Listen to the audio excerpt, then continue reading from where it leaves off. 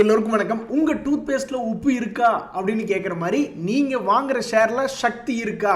அதாவது இன்னைக்கு stove craft அப்படின்ற ஒரு கம்பெனி எடுத்து பார்த்தீங்கன்னா 7.4% ஏறி இருக்கு. இந்த ஷேர் இதுக்கு முன்னாடி நம்ம பார்த்துக்கிட்டு இருந்தப்ப டிஐஸ் அவங்க தன்னுடைய ஹோல்டிங் பர்சன்டேஜை கொஞ்சம் கொஞ்சமாக இன்க்ரீஸ் பண்ணிட்டு இருக்காங்க அப்படின்ற மாதிரி பார்த்துக்கிட்டு இருந்தோம்.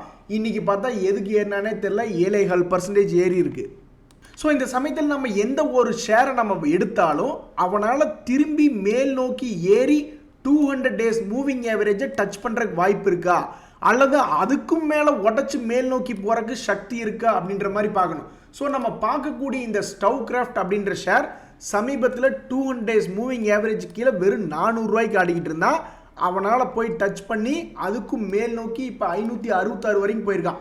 இவனுடைய வாழ்க்கை வரலாறுல ஃபர்ஸ்ட் 200 days மூவிங் ஆவரேஜ் கீழே ஒரு இடம் பெரிய ஃபால் ஆகிட்டு அவனால் மறுபடியும் இங்கிருந்து ஒரு ரெக்கவரி அப்படின்றது பண்ண முடிஞ்சிருக்கு. அதுக்கப்புறம் பெருசாக ஏற முடியல. மறுபடியும் 2வது அட்டெம்ப்ட் அவனால் போய் டச் பண்ணுறதுக்கு ஒரு சக்தி இருந்திருக்கு. அப்போ இந்த சக்தியெல்லாம் எங்கிருந்து வருது? ஒன்றா அவனுடைய ப்ராஃபிட் அண்ட் லாஸ் அப்படின்ற ஸ்டேட்மெண்ட் எடுத்து பார்க்கும்பொழுது அது ஒரு லாபகரமான கம்பெனியாக இருக்கணும். இங்கே பார்த்தீங்களா, இந்த ஸ்டவ் கிராஃப்ட் அப்படின்ற கம்பெனி இப்போ வரைக்கும் ஒரு லாபகரமாக கடந்த 4 வருஷமாக இருக்குது. ஸோ அந்த மாதிரி P&L வந்து ஸ்ட்ராங்காக இருக்கணும். இல்லைன்னா அவன் ஒரு டிவிடெண்ட் கொடுக்கக்கூடிய கம்பெனியாக இருக்கணும். இவன் டிவிடெண்ட் கொடுக்கக்கூடிய கம்பெனி கிடையாது. இவன் ஒரு கும்பா குட்டியாகவே சுற்றிக்கிட்டு இருக்கான் டிவிடெண்ட் கொடுக்காம. அதனால தான் இவ்வளவு நாளாக இது படுத்து தூங்கிக்கிட்டு இருக்கு.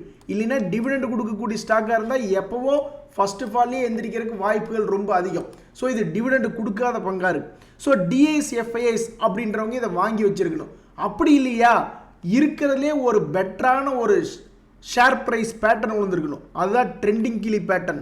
நான் பார்த்த வரைக்கும் ஷேர் மார்க்கெட்டில் இந்த மாதிரி ஒரு நல்ல ட்ரெண்டாக ஏறி ஒரு வருஷம் 6 மாதம் அந்த மாதிரி ட்ரெண்டாக ஏறி இறங்கி இருக்கக்கூடிய பங்குகள் மறுபடியும் என்னைக்காவது ஒரு நாள் அவன் அந்த ட்ரெண்டிங் கிளி வேலை பண்ணுவான் அப்படின்றத மாதிரி தான் நான் பார்த்துருக்கேன். இந்த சமயத்தில் வேறு எந்த ஷேருங்கள்லாம் இருக்குது? இப்போ இந்த ஏஷியன் பெயிண்ட் அப்படின்ற ஒரு ஷேர் அவனுடைய 200 days மூவிங் ஆவரேஜை பல முறை போய் தொடக்கூடிய சக்தி அப்படின்றது அவனுக்கு இருந்திருக்கு. அப்போ இப்போ கூட சமீபத்தில் பாருங்கள், அந்த 200 days மூவிங் ஆவரேஜ் விட்டு ஒரு குறிப்பிட்ட பர்சன்டேஜ், ஒரு 5%, 10%, 20% ஒரு நல்ல ஷேர் விலகி வரும்பொழுது மறுபடி திரும்பி போய் அவன் முட்டக்கூடிய சக்தி இருக்கக்கூடிய ஷேராக எடுத்தோம்னா நம்மளுக்கு மேபி லாபம் வரலாம். கோட்டக் பேங்க் கூட பாருங்கள், சமீபத்தில் ஒரு பேட் நியூஸ்னால அவன் கீழே இறங்கினான். ஆர்பிஐலிருந்து இந்த மாதிரி ஆன்லைன் மூலியமாக கிளைண்ட் ஆன்ரோல் பண்ணுறதுக்கு சில தடைகள் விதிச்சிருந்தாங்க. அப்போ 200 days மூவிங் ஆவரேஜ் விட்டு பொத்துன்னு கீழே விழுந்துட்டான். அதுக்கப்புறம் அவன் மறுபடியும் அந்த 200 days மூவிங் ஆவரேஜை போய் தொடக்கூடிய சக்தி இருந்ததுனால தான் டபக்குன்னு அவன் பாட்டுக்கு ஒரு 10-20% சம்பாரிச்சு கொடுத்துருக்கான். நம்ம போய் ஒரு ஸ்டாக் எடுக்கும்போதே அவன் போய் தொடுவானா அப்படின்ற மாதிரி யோசிச்சு பார்க்கணும். இப்போ இந்த அதானி வில்மர்லாம் உங்களுடைய தட்டத்தில் வந்து நான்வெஜ் வைக்கிறாங்க, வெஜ்ஜு வைக்கிறாங்கன்னா டபக்குன்னு போய் நீங்கள் நான்வெஜ் எடுக்கலாம். பட் அது உங்களுக்கு நல்லதா அப்படின்றது பார்க்கணும் இல்லையா? அது மாதிரி கண்ணு முன்னாடி திடீர்னு அதானி வில்மர் கூட இப்படி வந்து நிற்கும். ஏன் அவன் போய் 200 days மூவிங் ஆவரேஜ் தொட மாட்டானா அப்படின்ற மாதிரி போய் எடுத்தோம்னா அவன் தொடாமல் போயிட்டானா என்ன பண்ணுறது? அதனால் ஸ்டாக் ஸ்க்ரீனிங் பண்ணும்போது இங்கே பாருங்கள், இந்த ஐடிஎஃப்சி ஃபர்ஸ்ட் பேங்க் இவன்லாம் ஏன் போய் தொடமாட்டான்? இப்போ அதானி வில்மரையும் இந்த ஐடிஎஃப்சி ஃபர்ஸ்ட் பேங்க்கையும் உங்களுடைய தட்டத்தில் வச்சா நீங்கள் எதை எடுக்கணும்? என்னை பொறுத்த வரைக்கும் ஒரு குறிப்பிட்ட தூரம் ஃபால் ஆனதுக்கப்புறம் ஏதாவது ஒரு ஷேரை போய் எடுக்கணும்னா இந்த ஐடிஎஃப்சி ஃபர்ஸ்ட் பேங்க்லாம் பாருங்கள், சமீபத்தில் கூட 70 ரூபா வந்தான். 70 ரூபாயிலிருந்து இப்போ 80 ரூபா. ஸோ இவனால் போய் 200 days மூவிங் ஆவரேஜை தொடக்கூடிய சக்தி ஏன் இல்லாமல் போகும்? கடைசியாக உதாரணத்துக்காக இன்னும் ஒரே ஒரு ஷேர் மட்டும் பார்த்துக்கலாம். இப்போ இந்த தமிழ்நாடு மெர்கன்டைல் பேங்க் ஒரு குறிப்பிட்ட தூரம் 200 days மூவிங் ஆவரேஜ்லேருந்து ஒரு 5 to 10% வச்சுங்களேன், 500 ரூபாயின் மேலே வச்சுக்குவோம், கீழே 450 ரூபா. ஸோ ஒரு 10% 200 மூவிங் ஆவரேஜ் விட்டு விலகி வந்ததுக்கப்புறம் மறுபடியும் அவனால் போய் தொட முடிஞ்சிருக்கே.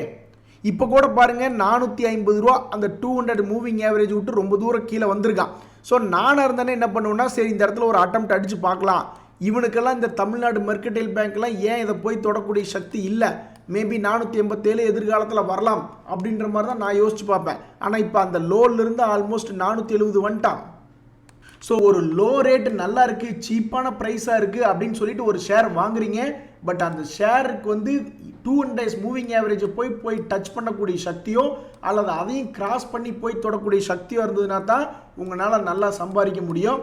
சில பேர் வந்து இது எதுக்குங்க கீழே போய் சீப்பாக இருக்க எடுக்கணும், மேலே பிரேக் அவுட் ஆகிற ஸ்டாக்ஸை போய் எடுத்தால் ஒரு 10-15 நாளில் ரிசல்ட் கிடைக்குமே அப்படின்னா அப்போ அவங்கெல்லாம் ஸ்டாப் லாஸ் போடக்கூடிய ஆட்களாக இருப்பாங்க.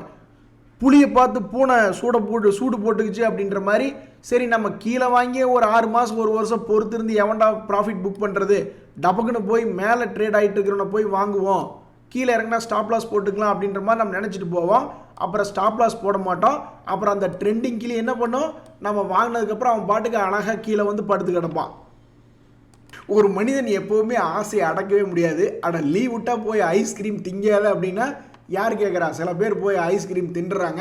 நண்பர்களே, நல்லா சந்தோஷமாக 3 நாள் லீவு கிடச்சிது. இனி அடுத்த லீவ் உங்களுக்கு எப்போ அப்படின்னா சரியாக 1 மாதம் கழித்து தான் வருது. ஆனால் அது நட்ட நடுவில் வருது.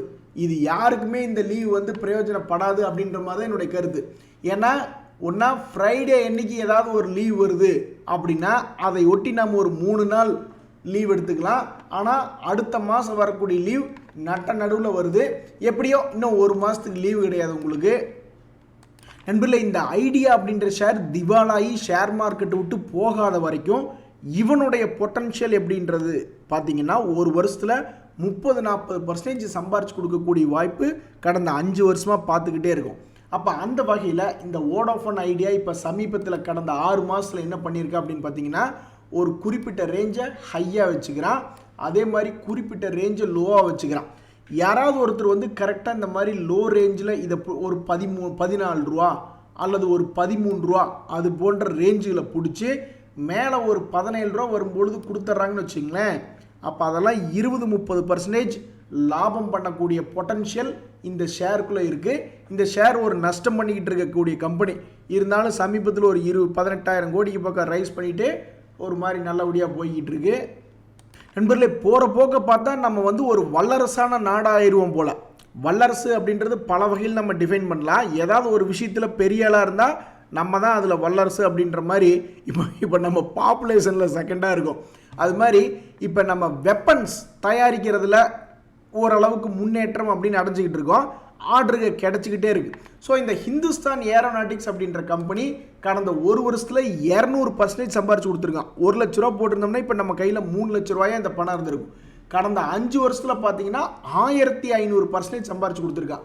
இதெல்லாம் எதனால் ஜஸ்டிஃபை ஆகுதுன்னா அவங்களுக்கு தொடர்ந்து ஆர்டர் கிடச்சிக்கிட்டே இருக்குது. இப்போ கூட பாருங்கள் 45,000 கோடிக்கு ஹெலிகாப்டர்கள் தயாரிக்கணும் அப்படின்ட்டு நம்மளுடைய டிஃபென்ஸ் மினிஸ்ட்ரியிலிருந்து RFP ஒன்று இஷ்யூ பண்ணியிருக்காங்க. இப்போ ரெக்வஸ்ட் ஃபார் ப்ரொபோசல் அப்படின்றதுல பங்கெடுத்துக்குன்னா முதல்ல அந்த துறையில் நம்ம இருக்கணும். நான் சாஃப்ட்வேரில் வேலை பார்த்துட்டு இருந்தப்போ இந்த African countries, middle east countries, அது மாதிரி ஏஷியன் கண்ட்ரீஸ்க்கு நிறைய நாங்கள் இந்த ரெக்வஸ்ட் ஃபார் ப்ரொபோசல்லாம் பார்ட்டிசிபேட் பண்ணியிருக்கோம்.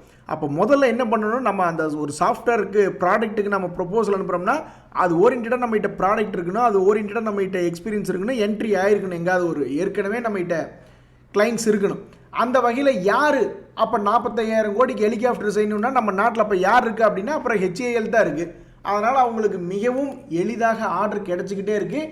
இன்றைக்கி அவன் 5% ஏறினதுக்கும் கடந்த 5 வருஷத்தில் 1500% ஏறினதுக்கும் தொடர்ந்து ஜஸ்டிஃபிகேஷன் கிடச்சிக்கிட்டே இருக்குது. அடுத்த 5 வருஷத்துல இதே மாதிரி ஒரு 1500% ஏறிடுறான்னு வச்சுங்க. அப்போ கணக்குக்கு பார்த்தோம்னா 100 ரூபா அப்படின்றது 1467 ரூபாயா இந்த 5 வருஷத்தில் மாறிடுச்சு. அப்போ ஒருவேளை நம்ம ஒரு